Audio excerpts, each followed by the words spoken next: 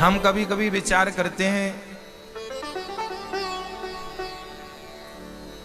तो पता चलता है कि ये जो कान है हमारे, इन कानों से भगवान की कथा सुन ली जाए तो इन कानों का होना सफल हो जाएगा। इन आँखों से, नेत्रों से गोविंद का दर्शन कर लिया जाए तो इन नेत्रों का होना सार्थक हो जाएगा। इन हाथों से किसी दीन दुखी की सेवा कर ली जाए तो इन हाथों का होना सार्थक हो जाएगा। इन पाँव से चलकर कथा तक पहुंचा जाए तो इन पाँव का होना सार्थक हो जाएगा, है ना। हमारा शरीर जो है, एक एक अंग भगवान की सेवा में लग जाए। आंख दर्शन करती रहे, कान कथा सुनती रहे, जिह्वा नाम जपती रहे, है ना। आखिरी समय में हमें बहुत पश्चाताप करना पड़ेगा, पता है आपको। पश्चाताप करना पड़ेगा कि जब समय था तब क्यों नहीं कर लिया भजन, क्यों नहीं राम राम बोल लिया। उस समय बड़ा पश्चाताप होगा।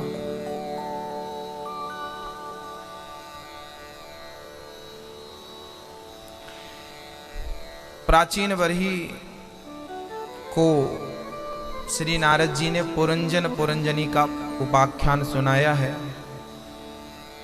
एक दिन प्रियव्रत जी अपने बच्चों को उपदेश कर रहे थे। बच्चों को कह रहे थे कि बेटा, कि नायम देहो देह भाजाम नृलोके कष्टान कामान नरहते बिडभुजाम ये तपो दिव्यम पुत्रकायेन सत्वम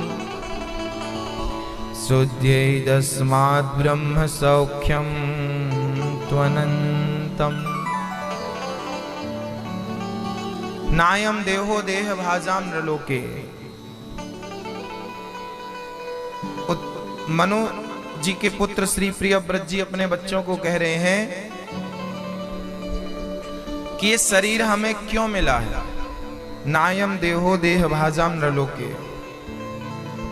ये शरीर हमें भोग भोगने के लिए नहीं मिला। थोड़ा सा कष्ट उठाइए, अपने आप को तपाइए और गोविंद को प्राप्त करने के प्रयास करिए। ये शरीर तप करने के लिए मिला है। तप। सोना गंदा हो जाता है तो उसे क्या किया जाता है? तपाया जाता है ना। भट्टी में डाल दिया जाता है, फिर क्या होता है? वो चमकता हुआ बाहर आता है, चमकदार, सुंदर। ऐसे ही आप अपने आप को जब तप की अग्नि में डालेंगे, तपाएंगे अपने आप को, तो आपके भी जैसे सोने का सारा मैल साफ हो जाता है तपाने से, जन्म जन्म के पाप समाप्त हो जाते हैं तप करने से। इसलिए हमें तप करना चाहिए। तप क्या है? बोले भगवान का स्मरण बना रहे, यही सबसे श्रेष्ठ तप है, यही तपस्या है। ऋषभदेव जी प्रियव्रत के वंश में श्री ऋषभदेव जी हुए। इनके बड़े पुत्र का नाम हुआ है श्री भरत जी। पिताजी तो चले गए जंगल तप करने के लिए, पर भरत जी के अंदर पिता का बड़ा गहरा प्रभाव पड़ा उनकी उपदेश का। श्री भरत जी ऋषभदेव के 100 बच्चे थे, सबसे बड़े का नाम था भरत। भरत जी जंगल घर परिवार त्याग करके जंगल में चले गए एकांत में, कि चलो एकांत में भगवान का भजन करेंगे। इसलिए कोशिश करना चाहिए एकांत की।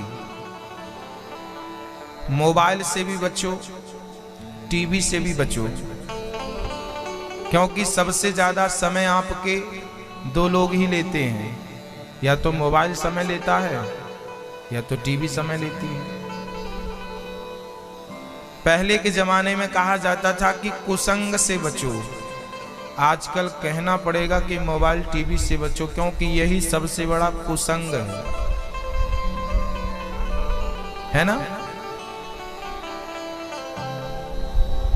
मोबाइल और टीवी से बचना चाहिए आपको। जितनी जरूरत है उतनी टीवी देखो, जितना जरूरी है उतना मोबाइल चलाओ, बाकी समय अपने आप को स्वाध्याय में लगाओ।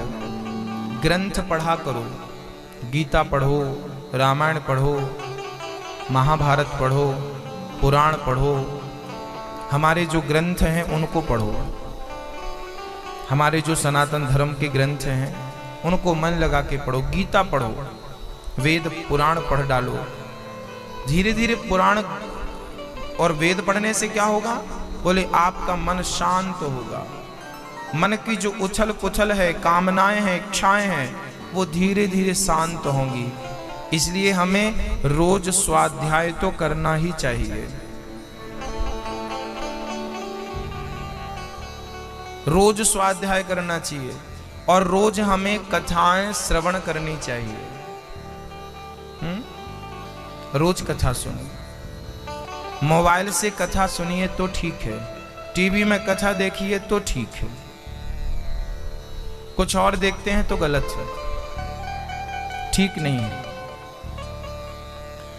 भारत जी जंगल चले गए, गंडकी नदी के तट पर घर छोड़कर। पर बहुत बड़े राजा थे, पूरे राज्य को तिनके की तरह छोड़कर चले आए। सोना चांदी भरा पड़ा था, राजा ही तो थे वो, एक छत्र राजा थे, पर छोड़ दिया। अच्छा आप लोग हमें एक बात बताओ, आपको भी सोना चांदी घर परिवार एक दिन छोड़ना पड़ेगा कि नहीं? किस किस को छोड़ना पड़ेगा? अच्छा आप लोगों को नहीं छोड़ना पड़ेगा, है ना? तो हाथ उठाओ, छोड़ना पड़ेगा तो। हाँ हाँ, सबको छोड़ना पड़ेगा। क्या क्या छोड़ना पड़ेगा? यहां तक कि आप और हम जब मरेंगे ना, तो हमारे हाथों में यदि अंगूठी है तो वो भी उतार ली जाएगी। हाँ, पहले की माताएं तो पांव में बड़ी बड़ी चांदी की वो पहनती थी, है ना, पांव में मोटे मोटे चांदी के 1-1 किलो का।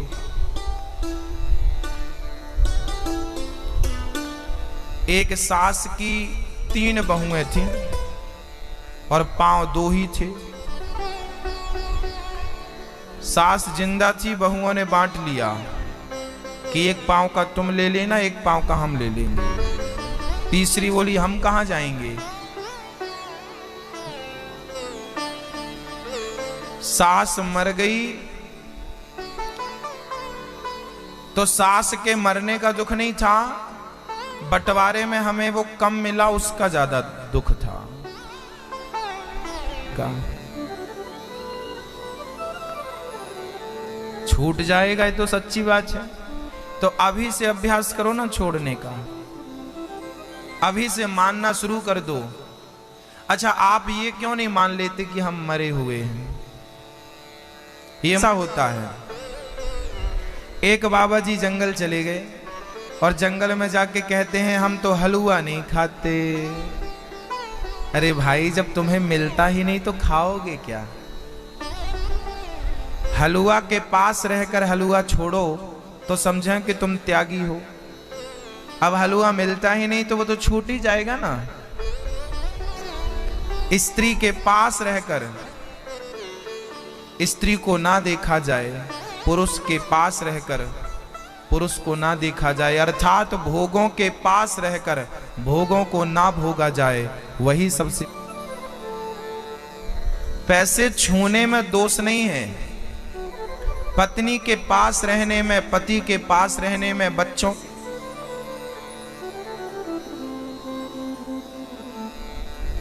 ये वस्तु है संसार की थोड़ी सी छोटी सी, ये हमारे पास है, हम इसके पास है, ठीक है।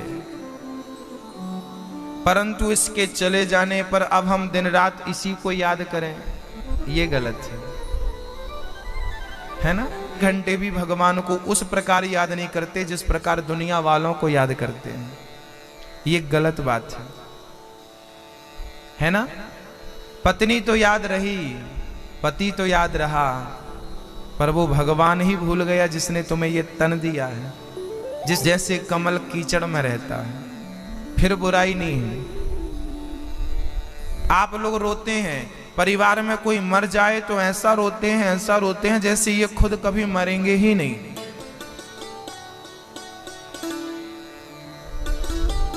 सारा ज्ञान आप 50 बार भागवत सुन लो, लेकिन आपका वो सारा ज्ञान उस टाइम पे काम नहीं आता जब जीवन में संकट आता है। आजकल ज्ञान केवल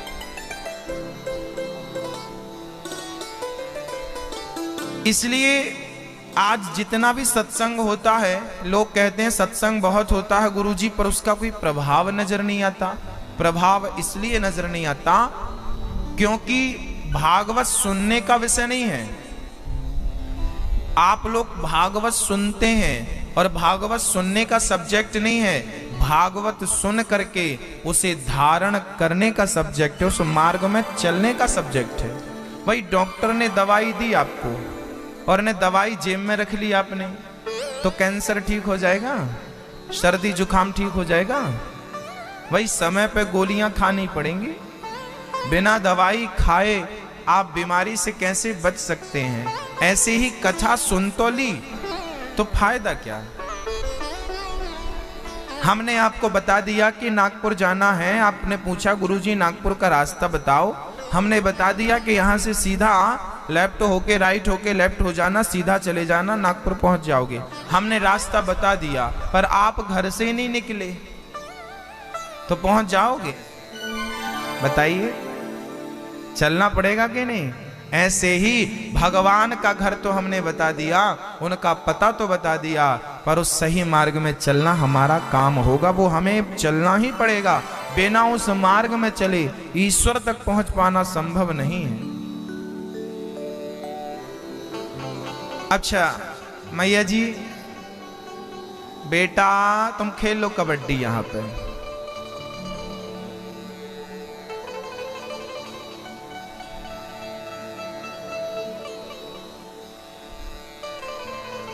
शांति से बैठ जाइए, बच्चों को कृपया संभालिएगा,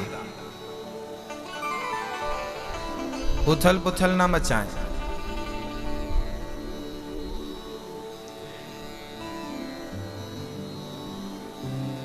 एक बार क्या हुआ, एक लड़की को देखने वाले आए हैं, शादी थी, तो लड़की को देखने वाला उसका होने वाला पति ही आया अपने दोस्तों के साथ। चलो हम अपनी होने वाली पत्नी को देख आए। आया तो लड़के ने बड़ी अंगूठी लेकर आया था, बढ़िया सी, 1 तोले की, 10 ग्राम की। लड़की को पहनाया अंगूठी, लड़की बड़ी खुश, लड़का देखा चला गया। अब लड़की जो थी उसने सारी सखियों को, अपनी सहेलियों को बताया, देखो हमारे होने वाले पति ने हमें अंगूठी दी है, देखो देखो कितनी बढ़िया, देखो सबको दिखाया, देखो देखो देखो देखो कितनी बड़ी अंगूठी है, देखा इतनी बड़ी, सबको दिखा रही थी, सब तारीफ कर रहे थे, बहुत बढ़िया है बहुत बढ़िया।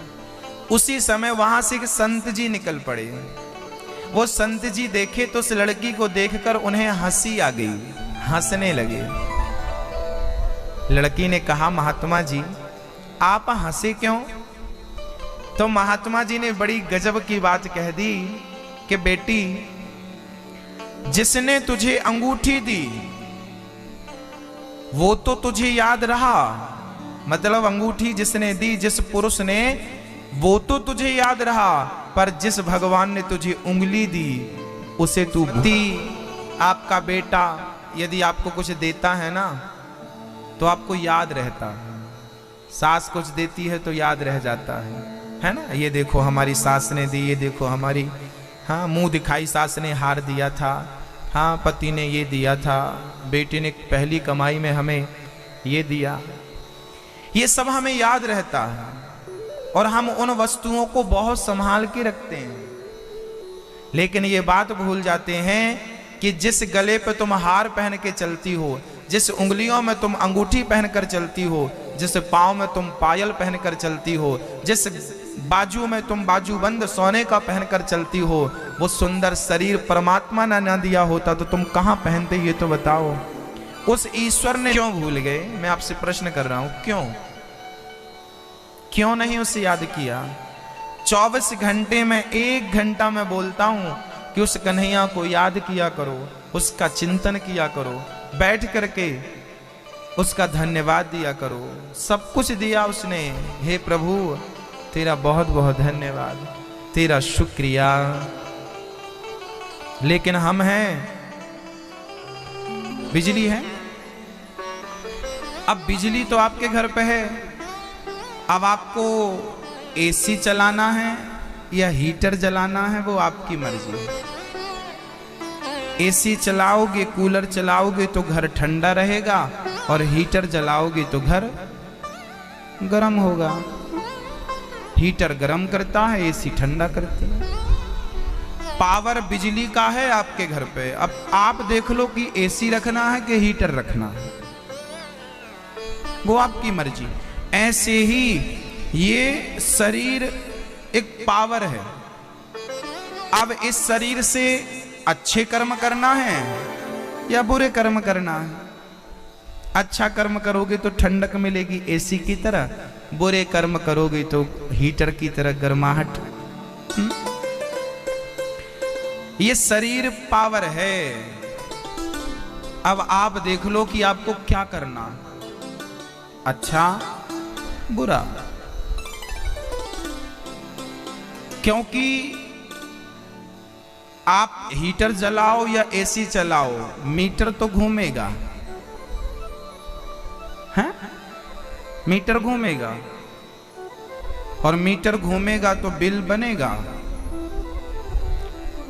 दुनिया वालों को देखो, हम बिजली जलाते हैं तो हमें बिल देना पड़ता है। पहले फोन थे वो वायर वाले, उसमें भी बिल आता था। आपको बात करना है तो बिल लगेगा। आज भी मोबाइल में बिल का सिस्टम भी होता है। बात करनी है तो बिल लगेगा, लाइट जलेगी तो बिल लगेगा। दुनिया वालों से बात करनी है ना तो बिल देना पड़ता है, और कन्हैया से बात करनी हो तो दिल देना पड़ता है। अब आप देख लो कि किससे बात करनी है। दुनिया वालों से बात करने के लिए बिल लगेगा और गोविंद से बात करने के लिए दिल लगेगा।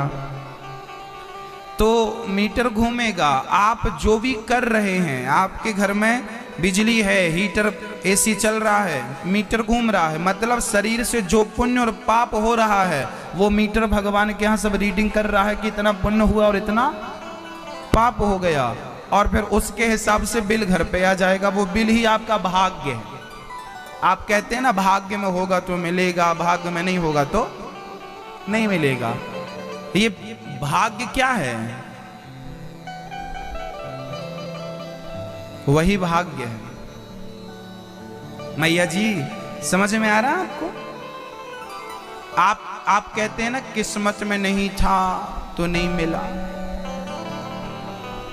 भाग्य में नहीं था। कई लोग किस्मत के लिए रोते हैं, कई लोग भाग्य के लिए रोते हैं। याद रखना भक्तों, आपका भाग्य, आपकी किस्मत, जानते हैं आपकी किस्मत और भाग्य कौन बनाता है? कौन बनाता है? आपकी किस्मत और आपका भाग्य आप स्वयं बनाते हैं।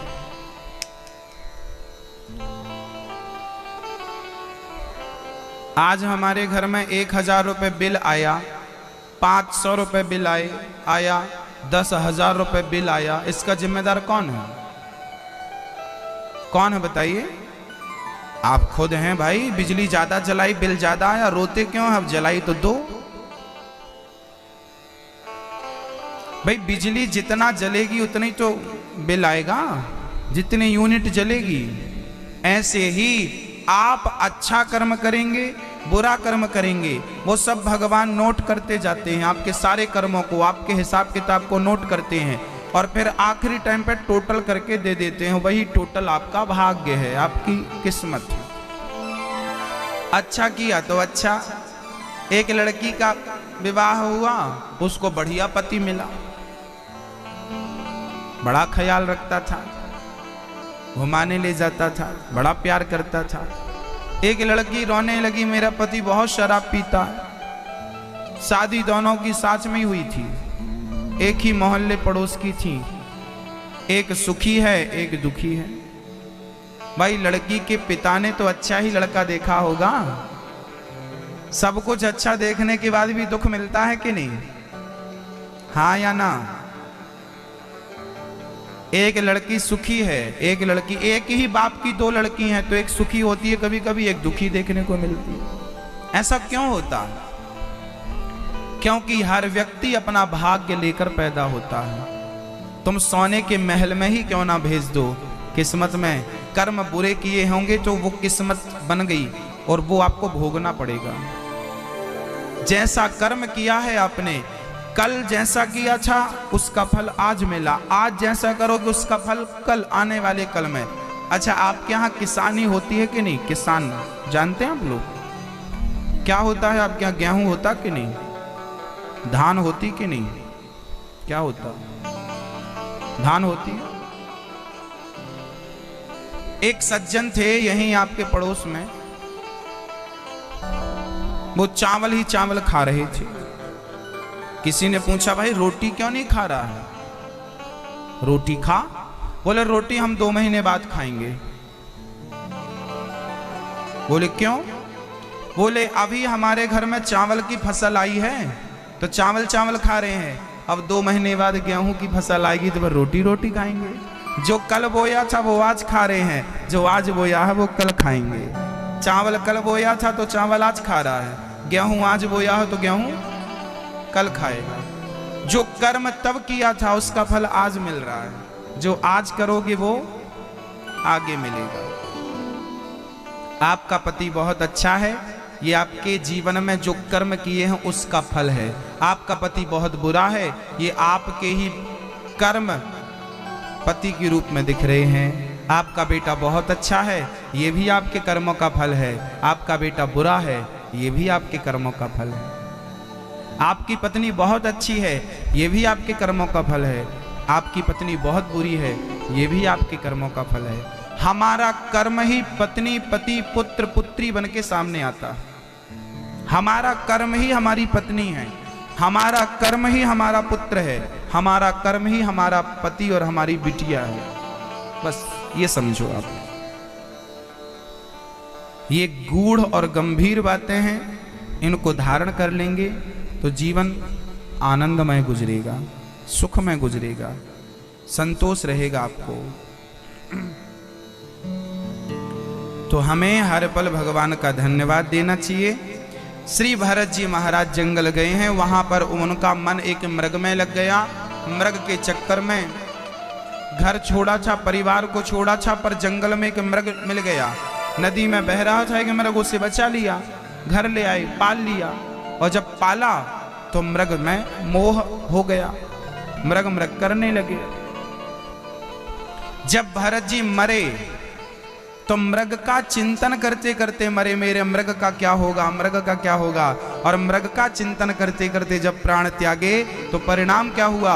यमराज ने कहा कि आप मृग का चिंतन करते करते आए हैं, इसलिए आपको मृग की योनि में जाना पड़ेगा।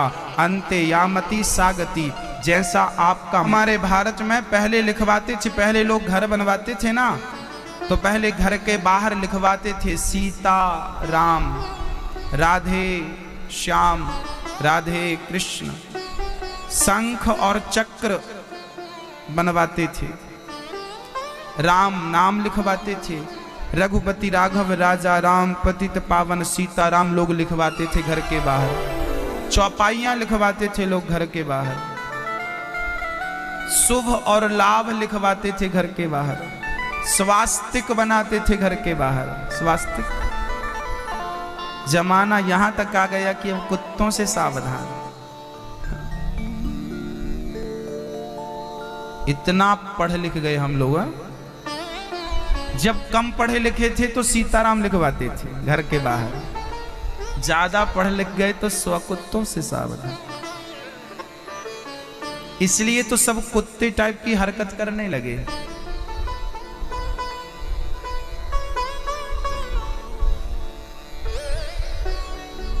कुत्तों जैसा व्यवहार होता जा रहा है।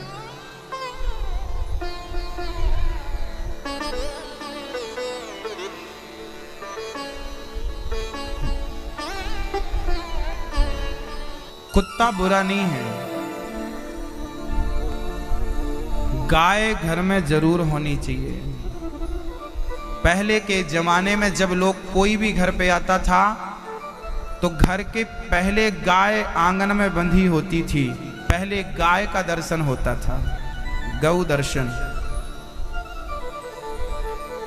उस घर में आप जाते थे तो आपको चाय नहीं मिलती थी, उस टाइम पे आपको दूध पीने को मिलता था, लस्सी पीने को मिलती थी, छाछ पीने को मिलती थी। उस जमाने में जब इतने हॉस्पिटल नहीं होते थे, इतने डॉक्टर नहीं होते थे, क्योंकि हॉस्पिटल और डॉक्टरों की जरूरत ही नहीं थी, क्योंकि गाय ने सारे डॉक्टर। खान पान बिगड़ा तो बुद्धि भ्रष्ट हो गई, सोचने समझने की क्षमताएं मिट गईं, समाप्त हो गई। सही गलत नहीं पहचान पा रहे हैं आजकल के लोग, क्या सही है क्या गलत है। भरत जी मृग बन के आ गए, पूरा जीवन मृग योनि में व्यतीत किया, प्राण निकल गए। अब भरत जी फिर यमराज के पास गए। यमराज ने कहा कि अब हम आपको एक मौका दे रहे हैं, मनुष्य बनाकर। मनुष्य बनाकर भरत जी को फिर धरती में भेजा। अब भरत जी बहुत सावधान है, बिल्कुल सावधान। भगवान की कथा पढ़ो, यजमान के घर सुना के आओ। भरत जी ने कहा कि यदि आज मैंने सत्यनारायण भगवान की कथा बांची तो मेरे पिताजी बाद में कहेंगे कि शादी कर लो, फिर बच्चे पैदा करो, मैं उलझ जाऊंगा। भाइयों ने घर से निकाल दिया, पिताजी समाप्त हो गए। भरत जी जंगल में विचरण करते, प्रेम से फल फूल खा लेते और पूरा टाइम भगवान का चिंतन करते, स्मरण करते रहते, क्योंकि उन्हें पता था कि पिछले जन्म में एक मृग में मन लगा तो मृग योनि मिली। भक्तों, एक मृग में मन लगा था भरत जी का, उन्हें मृग बन के आना है।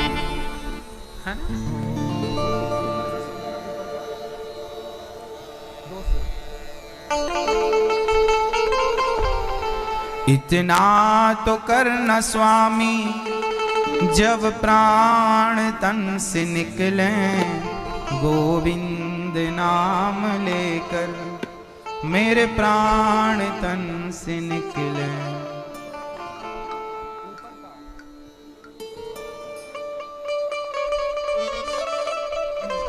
नजर आ रहा है, प्रतिबिंब नजर आ रहा है।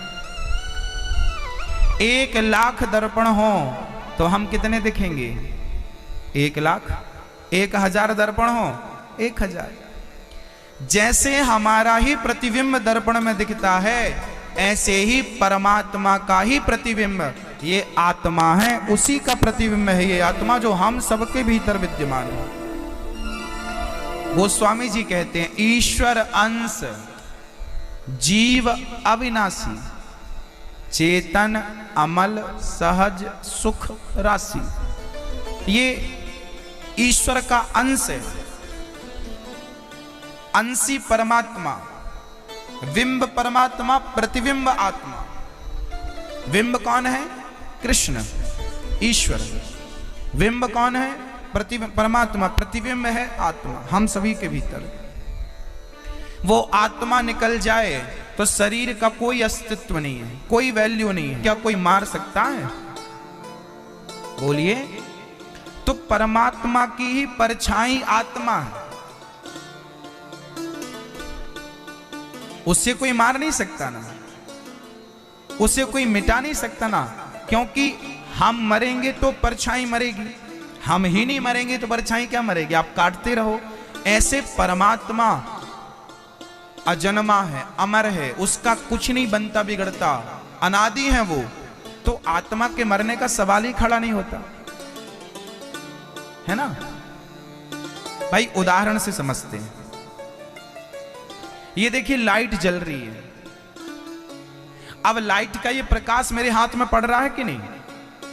हां, क्या इस प्रकाश को काटा जा सकता है, गीला किया जा सकता है, मारा जा सकता है? नहीं, कभी नहीं। ना जलाया जा सकता है, ना मार, कुछ नहीं हो सकता, कुछ भी नहीं। ऐसे ही ईश्वर का प्रकाश ही आत्मा, पावर, विज्ञान आत्मा को पावर कहता है। विज्ञान क्या कहता है? पाद आपके शरीर के कोई टुकड़े टुकड़े कर दे, दर्द होता है? तो दर्द कब तक था? सुख कब तक था? दुख कब तक था? जब तक आत्मा थी। आत्मा निकल गई तो आप जला दो, चिता में रख के कौन चिल्लाता है कि मुझे जलाते क्यों? मतलब शरीर तो ऑलरेडी मिट्टी था। जिस शरीर को आप लोग सजाते हो ना, संवारते हो ना, ये ऑलरेडी मिट्टी है। ये क्या है? ऑलरेडी मिट्टी है। मर जाए, आत्मा निकल गई तो कोई वैल्यू नहीं है, किसी काम का नहीं है। ये सिर्फ 5 तत्वों से मिलकर बना है, और मरने के बाद वो 5 तत्व कहां चले जाते हैं? आप बताओ, कहां चले जाते हैं? बताओ। वो 5 तत्व पांचों में मिल जाते हैं। पृथ्वी पृथ्वी में, अग्नि अग्नि में, वायु वायु में, जल जल में, है ना। कौन? मृत्यु किसकी हुई? सच्ची बात तो ये है कि मृत्यु किसी की होती ही नहीं है। कैसे? आइए समझते हैं इसको। आत्मा परमात्मा में चली गई, 5 तत्व पांचों में मिल गए। मरा कौन? मरा कोई नहीं। तो मरा हुआ फिर क्यों कहते हैं लोग? उसे समझते हैं। एक लड़की, उसका विवाह हो गया, नागपुर की लड़की थी, विवाह हो गया बंबई में। तो नागपुर की लड़की जब बंबई में विवाह होगा तो उसका नागपुर छूट जाएगा कि नहीं? सभी लोग, कोई 10 साल का मेहमान है, कोई 20 साल का, कोई 25 साल का, कोई 50 साल का, कोई 70 साल का, कोई 100 साल का। इस संसार में आप आए हो मेहमानी करने के लिए, करो, और जब समय पूरा होगा तो चले जाओगे। कहां जाओगे? बोले जहां से आए थे वहीं चले जाओगे, वापस छुट्टी। लोग कहते हैं मर गया, पगले मरा नहीं है, घर गया मायका छोड़ के। आप लोग बड़ा रोते हैं। और गरुड़ पुराण में लिखा है, ध्यान से सुनना, गरुड़ पुराण में लिखा है कि मरे हुए आदमी के पास बैठकर रोना नहीं चाहिए। यदि मरे हुए आदमी के पास आप बैठ के रोते हैं ना, तो उस मरे हुए आदमी को नरक जाना पड़ता है। यमराज कहेंगे, देख तूने कितने लोगों को रुलाया, देख सब रो रहे हैं, पागल। आग लग जाए, चिता पे आग लग जाए, कपाल मोचन हो जाए। कपाल मोचन जानते हैं? पिता की खोपड़ी फोड़ करके बेटा घी भरता है, उसे कपाल मोचन कहते हैं। वो क्रिया होती है शमशान में। कपाल मोचन करने के बाद बेटे को चीख पुकार के रोना चाहिए। यदि बेटा उस समय कपाल मोचन करने के बाद यदि रोता है तो उसके रोने से पितर तर जाते हैं। यहां नहीं रोना चाहिए घर पे, पर शमशान में रोने की बात लिखी है पुराणों में। शमशान में कपाल मोचन के बाद पुत्र को रोना चाहिए, आवश्यक होता है वहां का रोना। पर लोगों को शास्त्रों का ज्ञान नहीं है, सब मनमाना चल रहा है। चलिए, तो हम सभी की मृत्यु होगी या नहीं होगी? आप बताओ, बोलो। हो अब यहां एक प्रश्न खड़ा है। हमने अभी थोड़ी देर पहले कहा कि आत्मा को सुख नहीं होता, दुख नहीं होता, कष्ट नहीं होता, कुछ भी नहीं। और रहा शरीर की बात, तो शरीर जड़ है, शरीर को सुख दुख होता ही नहीं है, क्योंकि मौत के बाद आप काट दो कहां दर्द। आत्मा को सुख दुख नहीं होता, शरीर को भी सुख दुख नहीं होता। फिर आपके हाथ में फोड़ा हो जाए तो उस फोड़े का दर्द किसे होता है बताइए। आपके पांव में कांटा लग जाए तो उस कांटे का दर्द, चुभन किसे होती है बताइए। दर्द किसे होता है? आत्मा को नहीं होता, शरीर को भी नहीं होता, कोई तीसरा ही है जो आपके सुख का आनंद ले। कैमरे से, मोबाइल के कैमरे से फोटो खींची जाए ना, तो कैमरा फोटो खींचेगा जरूर, पर सेव कहां होती है फोटो? मेमोरी कार्ड में। आप किसी की रिकॉर्डिंग करेंगे तो सेव कहां होगा? मेमोरी में होगा। ऐसे ही आपने शरीर से जो भी पुण्य किया, जो भी पाप किया, वो सारा पुण्य और पाप आपके मन को मेमोरी कार्ड कहते हैं, मन में सेव हो गया। और वही मन, आपके पास शरीर कितने हैं? आपके शरीर कितने हैं? आपके पास शरीर कितने हैं? हम सभी के पास 3 शरीर होते हैं। एक शरीर ये है, इसे कहते हैं स्थूल शरीर। एक शरीर और है जो हमारी चिता के साथ जल जाता है, उसे कारण शरीर कहते हैं। एक तीसरा शरीर और, स्वप्न देखा कि नहीं? देखा होगा, सपना देखा कि हम, परंतु सपने में हरिद्वार चले गए। अब ये बताओ, सपने में जब हरिद्वार गए तो आपके पांव थे कि नहीं, हाथ था कि नहीं, पूरा शरीर चंगा था कि नहीं? था। एक शरीर यहां सो रहा था घर पे कमरे के भीतर, एक शरीर गंगा नहा रहा है, 2 शरीर हो गए। तो एक शरीर ये हुआ जो सो रहा था रात्रि को, और उसी टाइम जो स्वप्न देख रहा था। कितने शरीर हो गए? 2 हो गए कि नहीं? और एक कारण शरीर चिता में जल गया, उसकी कोई गिनती नहीं है। फिर 2 शरीरों की मैं बात करूंगा। एक स्थूल शरीर ये बैठा है आपके सामने, और एक सूक्ष्म शरीर जो स्वप्न का दृष्टा है। मैया समझ में ना आ रहा होगा, हमें पता है, क्योंकि विषय थोड़ा कठिन है ना। अब देखिए, वो सूक्ष्म शरीर समाप्त हो गया, कारण शरीर।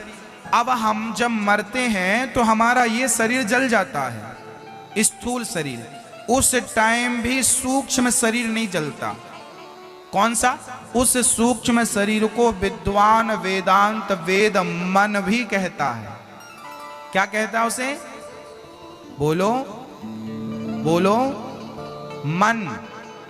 तो आपने कभी प्रैक्टिकल किया हो? आओ मैं आपको प्रैक्टिकली समझाता हूं। कभी कभी आप लोग कथा में जब बैठते हो ना, तो कथा में मन ऐसा लग जाता है कि आपके फोड़ा हो, कमर में दर्द हो, कंधे में दर्द हो, पर कथा में मन ऐसा कभी कभी लग जाता है कि दर्द तो है पर मन। अब ये बताओ, दर्द तो था, पर टीवी देखने के कारण कथा में मन लग गया, कीर्तन में मन लग गया, तो वो दर्द क्यों नहीं हुआ? क्योंकि हमारे मन ही आपके दुख का कारण है। कल भी ये बात मैंने समझाई थी, पर दूसरे तरीके से समझाई थी, आज दूसरे तरीके से। मन हट गया तो दुख नहीं हुआ, और मन फिर वहीं लग गया तो चिल्लाता है आदमी, बड़ा दर्द है। शून्य किसने दिया? 0 का आविष्कार किसने किया था? आर्यभट्ट। नहीं होगा? भट्ट जी ने कहा करो। भट्ट जी लेट गए। भट्ट जी ने अपने माइंड में एक बहुत कठिन सवाल खोज लिया, और उस सवाल को हल करने में पूरा मन लगा दिया। समझिएगा, भट्ट जी ने पूरा दिमाग सवाल को हल करने में लगाया। यहां वैद्य जी ने चीरा लगाया, ठीक किया, दवाई भरी, और जवाब दीजिए, बताइए। बताओ, आप बताएंगे, हम नहीं बताएंगे। क्यों दर्द नहीं हुआ उनको? दिमाग उस सवाल का हल ढूंढने में लगा था, क्योंकि उनका दिमाग, उनका मन कहीं और था। ऑपरेशन यहां चल रहा था और दिमाग मन कहीं और था। ऑपरेशन हो गया, बाद में जब उनने घाव को देखा, मन वहां आया तो दर्द चालू हो गया। अब दर्द हुआ। ये प्रैक्टिकल आप लोग भी कर सकते हैं जीवन में। आप आत्मा, क्या मैं कभी मरूंगा? तो सुख दुख किसे होता है? आत्मा को, शरीर को, या मन को? बोलो, मन को। आत्मा किसका स्वरूप है? आत्मा क्या चीज है? क्या है आत्मा? बताइए, आत्मा क्या है बेटा? आत्मा क्या है? कहां से आती है, कहां जाती है, किसका रूप है ये? हाँ, आत्मा भगवान का क्या है? चलिए, सब समझ में आ गया? कोई डाउट हो तो कथा के बाद पूछ लीजिएगा। जिनको भी कथा से कोई भी प्रश्न खड़ा होता हो मन में, तो कथा के बाद हम यहीं रुके हैं।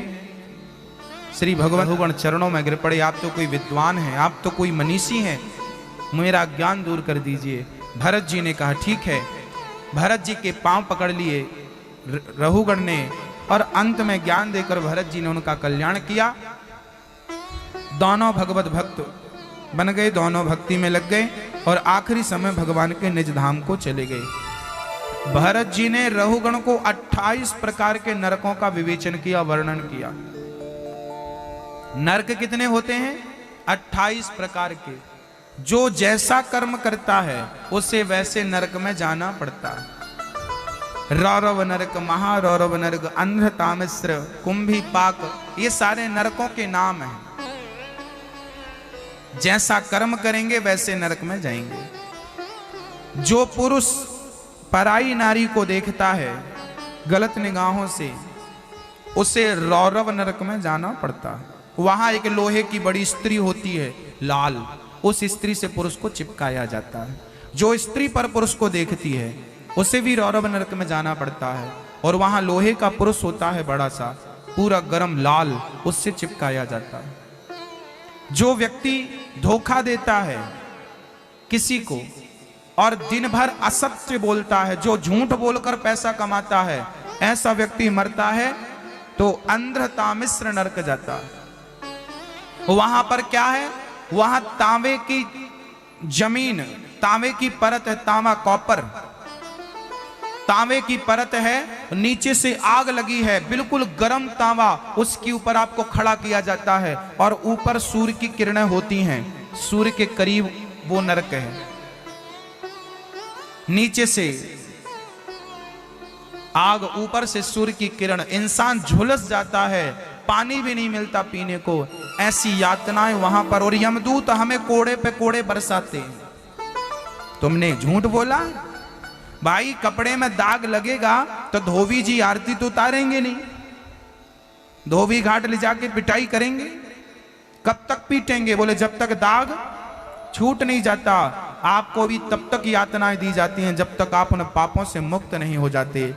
एक झूठ बोलने से 1 वर्ष तक आपको उस नरक में रहना पड़ेगा। एक झूठ बोलने से एक पड़ा था, केवल नरक का दर्शन करना पड़ा था। पितामह धर्मराज युधिष्ठिर जैसे धर्मात्मा राजाओं को भी नरक जाना पड़ा है झूठ के कारण। तो हम और आप क्या है? इसलिए बोलने के पहले सोचो कि जो बोल रहे हो वो सही है या गलत। हाँ मेरी मां, हाँ, बड़ा कष्ट होगा। वहां तो पानी भी नहीं मिलेगा, रोटी भी नहीं मिलेगी, कोड़े मिलेंगे, कोड़े। जो व्यक्ति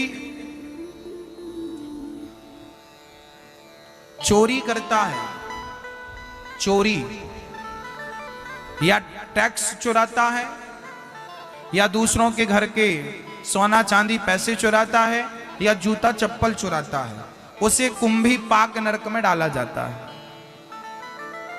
वहां एक बहुत बड़ा जंगल है, पैने पैने बड़े बड़े कांटे हैं, छुरी जैसे कांटे, वहां हमें दौड़ाया जाता। शरीर के अंग में वो कांटे चुभते हैं और कोड़ों से पिटाई चलती है। कई वर्षों तक वहां यही चलता रहता। मेरी माँ, हम लोग कितना कष्ट भोग के ये मानव का तन लेकर आए हैं, इसे प्राप्त करके अब गलत काम ना करना। राजा परीक्षित डर गए, महाराज क्या नरक हमें भी जाना पड़ेगा? बोले हाँ जाना तो पड़ेगा। बोले कैसे बचें? बोले भगवान का नाम ही आपको नरक से बचा सकता है। यदि आप नरक नहीं जाना चाहते, कौन कौन नरक नहीं जाना चाहता? हाथ उठाओ। नरक नहीं जाना चाहते ना, तो एक उपाय है। फिर हम कितना भी बड़ा पाप किए हों धोखे से, जाने अनजाने से, यदि भगवान का नाम आप लेंगे तो आपको नरक नहीं जाना पड़ेगा। बोले कोई बचा?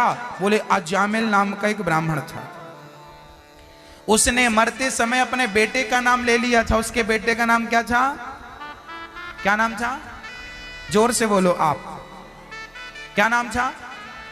नारायण। नारायण। अजामिल नाम के पंडित जी थे, उनका मन एक स्त्री में आ गया, शादी कर ली, 9 बच्चे पैदा किए, 10वीं बार गर्भवती थी पत्नी। घर में संत जी आ गए, संत जी ने कहा कि हमें कुछ भोजन दो। अजामिल की पत्नी ने सीधा निकाला, दे दिया, आटा चावल इत्यादि। संतों ने बनाया, प्रसाद खाया। संतों के मन में आया कि कुत्ता भी जिस घर की रोटी खाता है तो रात भर चौकीदारी करता है, तो संत जिस घर की रोटी खाएगा उसका तो कल्याण करेगा। संतों ने कहा बेटी तू गर्भवती है, मैं देख रहा हूं कि तेरे गर्भ में एक सुंदर सा बालक है, मेरी एक बात मान जा। क्या? बोले मेरे कहने से अपने पुत्र का नाम तुम नारायण रख देना, तुम्हारा कल्याण हो जाएगा। संत कहकर चले गए। अजामिल की पत्नी ने अजामिल के जब बच्चा पैदा हुआ तो नाम रखा नारायण। अब अजामिल बेटा नारायण नारायण नारायण, इसी बहाने वो जपता। डायरेक्ट कोई जपाता तो जपता नहीं था, पर वो बेटे का नाम बोलता, नारायण नारायण। जब मरने लगा तो बेटे को जोर से बुलाया, बेटा नारायण बचाओ, मौत आ गई, बेटा नारायण नारायण। बेटे ने नहीं सुना, पिताजी ने सुन लिया। विमान भेजा। यमदूत बोले तुम विमान लेके क्यों आए हो पार्षद लोग? ये तो पापी है, से हम लेने आए हैं। पार्षदों ने कहा ये भले पापी हो, पर मरते समय इसने नारायण का नाम लिया है, इसलिए इसका उद्धार निश्चित है। यमदूतों ने कहा इसने भगवान का नाम नहीं लिया, इसने बेटे का नाम लिया है। पार्षदों ने कहा इसके बेटे का नाम नारायण अभी से पड़ा, मेरे भगवान का नाम नारायण तो अनादि काल से है, इसलिए इसका उद्धार निश्चित है।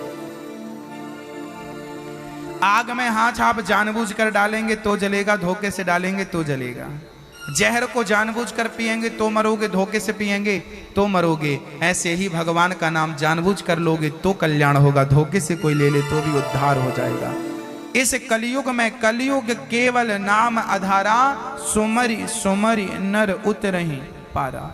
यदि भव सागर से पार होना हो तो एक ही उपाय है इस युग में। कौन सा उपाय? केवल नाम। क्या है उपाय मेरी मां? नाम। क्या है उपाय? जोर से बोलो। किसका नाम? बोलो, बोल के बताओ। कौन से भगवान का नाम? क्या नाम? बोलो।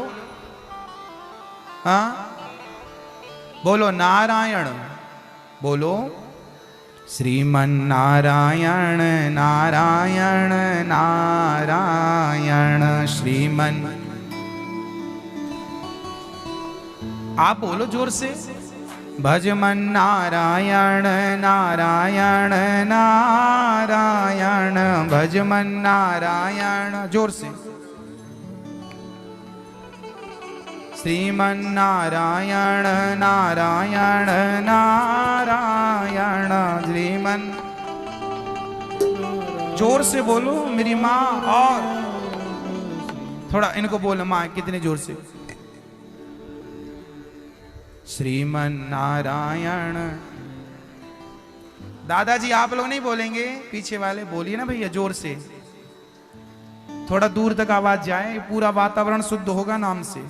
कीर्तन करा करिए। भजमन नारायण नारायण नारायण। थोड़ी देर पहले हमने यही तो बताया कि सब में ईश्वर है ना? सब में कौन है? भगवान है। आप जिसका दिल दुखा रहे हैं वो ईश्वर ही तो है। तो दिल उसका नहीं दुखेगा, दिल तो उसका दुखेगा ना। किसी का दिल ना दुखाई।